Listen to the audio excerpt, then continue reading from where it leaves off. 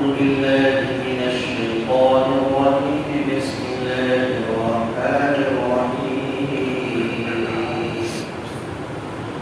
أحل لكم ليلة الصيام الرفث إلى نسائكم هن لباس لكم وأنتم لباس لهم علم الله أنكم كنتم تختانون أنفسكم فتاب عليكم وعفى عنكم فالآن باشروهن وابتغوا ما كتب الله لكم وكلوا واشربوا حتى يتبين لكم الخيط الأبيض من الخيط الأسود من الفجر ثم أتموا الصيام إلى الليل ولا تباشروهن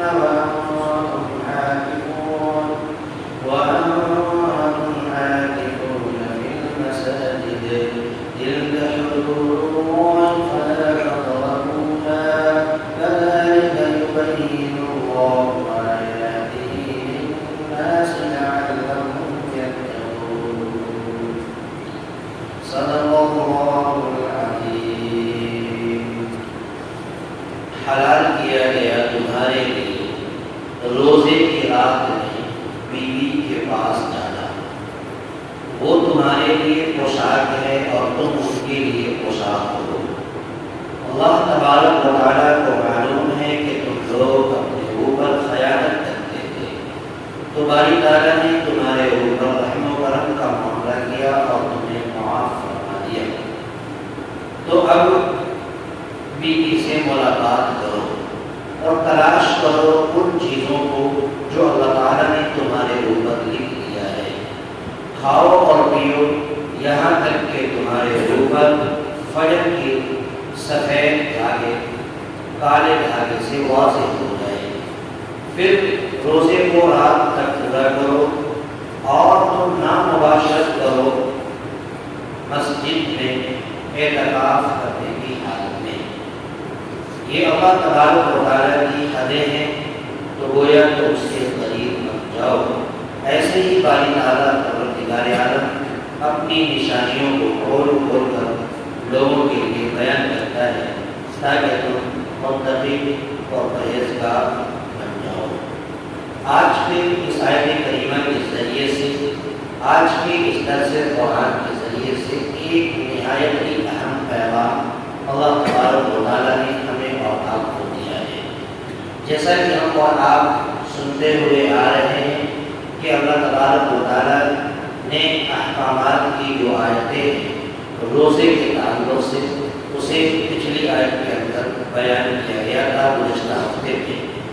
آج اسی روزے کے کچھ اہم مسائل اور کچھ اہم پوائنٹ، کچھ اہم جزء کو اللہ تبارک و تعالیٰ نے اس آیت کریمہ میں واضح کیا ہے۔ اس کا مطلب یہ ہے کہ اس زمانے کے اندر کچھ یہودی لوگوں سے مشابہت تھی کہ یہودیوں کے یہاں روزہ اس وقت شروع ہوتا تھا جب لوگوں کی آنکھیں بند ہو جاتی تھی، یعنی وہ سو جاتے تھے، اور سونے کی حالت میں پھر وہ ہر کام کر جاتے تھے جس کام کو کرنے کے لیے گویا کہ منع کیا گیا تھا، یعنی انسان یہ سمجھتے تھے کہ وہ منع ہے۔ تو اللہ تبارک و تعالیٰ نے اسے واضح کر دیا اور بتا دیا کہ جو تم گمان کرتے ہو یہ گمان تمہارا درست نہیں ہے، بلکہ اللہ تبارک و تعالیٰ نے روزے کی رات میں تمہارے لیے تمہاری بیویوں کے پاس جانا حلال کر دیا ہے، لہٰذا تم یہ نہیں سوچ سکتے کہ اب اس رات کے اندر بیوی سے ملاقات کرنا ملنا گویا کہ غلط ہے۔ تو اس جزء کے اندر اللہ تبارک و تعالیٰ نے بیان کیا۔ دراصل ایک شان نزول کی طرف اشارہ ہے۔ ایک صحابی رسول ہے جو اس صحابی رسول ایک مزدور قسم کے آدمی تھے جو دن بھر مزدوری کیا کرتے تھے اور رمضان میں جب افطاری کے وقت گھر پہنچتے تو تھکے ماندے تھے، گھر میں کھانے کے لیے کچھ نہ ہوتا، بیوی کہتی کہ میں آپ کے لیے انتظام کرتی ہوں کہیں سے کچھ۔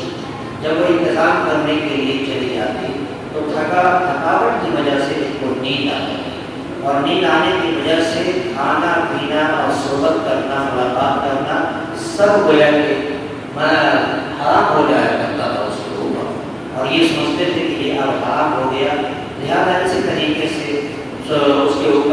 معاملات چل رہا ہے، تو اللہ تبارک و تعالیٰ نے اس آیت کو لا کر کے کس اعتبار سے کیسے کیسے ملاقات کرنا، کیسے صحبت کرنا اور کیسے بیویوں کے پاس جانا حلال کیا، اس آیت کریمہ میں اسی کو بیان کیا گیا۔ وَأُحِلَّ لَكُمْ لَيْلَةَ الصِّيَامِ الرَّفَثُ، حلال کیا گیا تمہارے لیے روزے کی رات میں رفث إِلَى نِسَائِكُمْ، تمہارے لیے تمہاری بیوی کے پاس جانا۔ رفث کہتے ہیں یہ ایک عام لفظ ہے، یعنی ایک عام لفظ صحبت کرنا، لیکن اسی رفث کے اصل معنی ہر وہ معنی مراد ہے جو ایک میاں بیوی آپس میں کیا کرتے ہیں، چاہے وہ بات کی شکل میں ہو یا پھر پیار کی شکل میں ہو، اس کو رفث کو قرآن نے رفث کے لفظ سے تعبیر کیا ہے۔ وَإِنَّ لِبَاسٌ لَكُمْ، وہ عورتیں یعنی تمہاری بیوی تمہارے لیے پوشاک ہے، وَأَنْتُمْ لِبَاسٌ لَهُنَّ، اور تم مرد اپنی بیویوں کے لیے پوشاک ہو۔ پوشاک کہہ کر کے ایک بہت ہی باریک بھی لفظ کو قرآن نے بیان کیا، اور آپس میں میاں بیوی کے درمیان میں جو پردہ اور رکاوٹ ہوتی تھی ہو سکتی تھی ان کو ختم کر دیا کہ ایک جسم سے ایک کپڑا کتنا قریب ہوتا ہے، تو گویا کہ ایک مرد اپنی بیوی کے اخلاق اور کردار کی حفاظت کا ذمہ دار ہوتا ہے، اسی طریقے سے بیوی اپنے شوہر کے اخلاق اور کردار اور ان کی تمام چیزوں کی حفاظت کی ذمہ دار ہوا کرتی ہے۔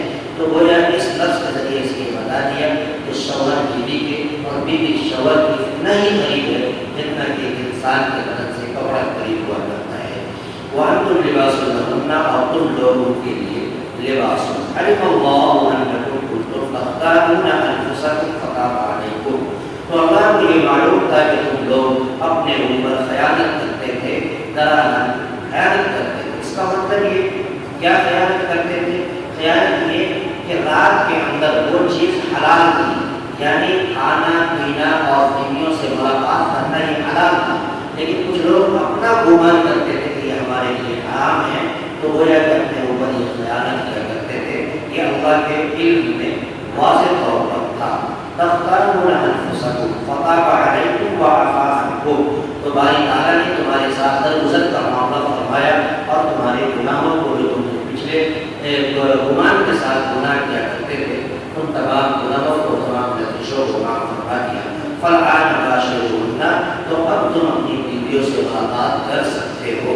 وابتغوا ما كتب الله لكم، اور تلاش کرو ان چیزوں کو جو کچھ اللہ تعالیٰ نے تمہارے لیے لکھ دیا ہے۔ اس جملے سے کیا مطلب ہے؟ کیا تلاش کرنا ہے؟ تلاش ایک چیز، دو چیزیں ہیں، ایک تو اپنی اولاد تلاش کرو، بیویوں سے ملاقات کے بعد اولاد کی تلاش ہوتی ہے۔ دوسرا یہ کہ سکون تلاش کرو، سکون۔ قرآن نے دوسرے مقام پہ کہا ہے تسکروا الیہا، کہ میاں بیوی کا وہ پاکیزہ رشتہ ہوتا ہے جو آپس میں ایک دوسرے کو جو سکون میسر ہوتا ہے وہ اور کسی چیز سے میسر نہیں ہوتا ہے۔ اسی لیے قرآن نے کہا کہ وابتغوا ما كتب الله لكم، کہ تم لوگ تلاش کرو ان چیزوں کو جو اللہ نے تمہارے لیے لکھ دیا ہے۔ وَكُلُوا وَاشْرَبُوا، اور کھاؤ اور پیو، حَتَّى يَتَبَيَّنَ لَكُمُ الْخَيْطُ الْأَبْيَضُ مِنَ الْخَيْطِ الْأَسْوَدِ مِنَ الْفَجْرِ، یہاں تک کہ تمہارے لیے فجر کی سفیدی، فجر کی سفیدی کا دھاگا ظاہر ہو جائے فجر کی کالے دھاگے سے، یعنی صبح صادق۔ گویا کہ اللہ تبارک و تعالیٰ نے روزے کے جو مسئلے کو بیان کیا کہ کب کس وقت کھانا ہے اور کس وقت چھوڑنا ہے، تو گویا صبح سے لے کر یعنی صبح طلوع صادق اور طلوع فجر، صبح صادق سے لے کر کے غروب تک، سورج کے غروب ہونے تک اپنے آپ کو ہر ایک چیز سے روک دینا ہے، اور روزے کو جو ہے رات شروع ہونے تک جو ہے اپنے روزے کو مکمل کرنا ہے۔ اس کے بعد جو ہے تمہارے لیے کھانا بھی حلال ہوگا، پینا بھی حلال ہوگا، بیویوں سے ملاقات کرنا بھی حلال ہوگا، یہاں تک کہ فجر کی سفیدی ظاہر ہو جائے۔ اس کا مطلب یہ طلوع فجر تک جو ہے تمہارے لیے سب کچھ کرنا حلال ہے، اس کے بعد سے پھر ممانعت ہو جائے گی۔ ثم أتموا الصيام إلى الليل، پھر تم روزے کو رات تک پورا کرو، یعنی اللہ تبارک و تعالیٰ نے کہہ دیا کہ اپنے روزے کو رات یعنی غروب، سورج کے غروب ہونے تک، جہاں سے رات کی سیاہی شروع ہوتی ہے، رات کا اندھیرا پن شروع ہوتا ہے، اس وقت تک اپنے روزے کو مکمل کرنا ہے۔ کب سے؟ طلوع فجر سے۔ وَلَا تُبَاشِرُوهُنَّ وَأَنْتُمْ عَاكِفُونَ فِي الْمَسَاجِدِ، اور تم اپنی عورتوں سے صحبت نہ کرو اس حال میں کہ تم اعتکاف مسجدوں کے اندر کر رہے ہو۔ مسجد کے اندر اعتکاف کرنے کی حالت میں اللہ تبارک و تعالیٰ نے تمہارے لیے کھانا پینا تو حلال کیا، لیکن بیویوں سے ملاقات کرنا حلال نہیں کیا۔ عام روزہ داروں کے لیے جو گھر کے اندر موجود ہے ان کے لیے رات میں کھانے پینے کے ساتھ ساتھ بیویوں سے ملاقات کرنا بھی اللہ تبارک و تعالیٰ نے حلال کیا۔ تلک حدود اللہ فلا تقربوها، اور یہ اللہ تبارک و تعالیٰ کی حدیں، اللہ کا ضابطہ ہے، اللہ کا اصول ہے، فلا تقربوها، تو تم اس کے قریب مت جاؤ، یعنی تم اس کام کو انجام مت دو۔ كذلك يبين الله آياته للناس لعلهم يتقون، تو ایسے ہی اللہ تبارک و تعالیٰ اپنی نشانیوں کو کھول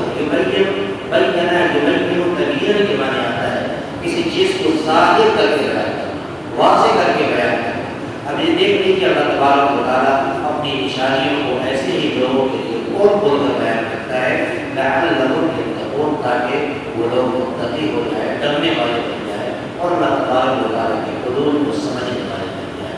اللہ تبارک و تعالیٰ نے آج کے اس درس قرآن میں آج کی سائنس کے ذریعے سے ہمیں پیغام ملا کہ ہمیں کس اعتبار سے عمل کرنا چاہیے۔ روزے کی حالت میں روزہ کب سے کب رکھنا ہے، کب تک رکھنا ہے، اور اس رات کے اندر جو ہے کیا کیا چیزیں ہمارے لیے حلال کی، اللہ تعالیٰ کی سائنس کے ذریعے سے ہمیں اور آپ کو جو پیغام دیا۔ اللہ تعالیٰ سے دعا ہے ہماری تعالیٰ کو ہمیں اور آپ کو سمجھ سے زیادہ عمل کی توفیق عطا فرمائے۔ آمین۔ اللهم صل على سيدنا محمد وعلى آله وصحبه وسلم۔ ربنا آتنا في الدنيا حسنة وفي الآخرة حسنة وقنا عذاب النار۔ يا إله العالمين الكريم مولا كريم لا يعلم رحمك فرما، اے اللہ آج کے درس قرآن کو قبول فرما، جو درس قرآن اور آیت کریمہ سے جو ہمیں پیغام ملا، اے اللہ اس پیغام کا عمل کرنے کی توفیق فرما۔ اے اللہ قرآن سے محبت عطا فرما، قرآنی آیات سے، قرآنی الفاظ سے، قرآنی بیانات سے اے اللہ ہم سب کو محبت اور نصیحت عطا فرما۔ اے اللہ جتنے لوگوں نے شرکت کی مولا کریم تمام کو اپنے فضل و کرم سے قبول فرما۔ اے اللہ ہم سب کے لیے ذریعہ بنا مولا کریم بطور خاص اے اللہ بارش کی نعمتیں ہم سب کو میسر فرما۔ اے اللہ باران رحمت عطا فرما۔ اے اللہ ہم سب کے اوپر بارش کی رحمت عطا فرما۔ اے اللہ بارش کے ذریعے سے ہم سب کی زندگی کے اندر سکون عطا فرما۔ ہماری دعاؤں کو اپنے حبیب پاک صلی اللہ علیہ وسلم کے فہم قبول عطا فرما۔ ربنا تقبل منا انك انت السميع العليم وتب علينا انك انت التواب الرحيم۔ صلى الله عليه وسلم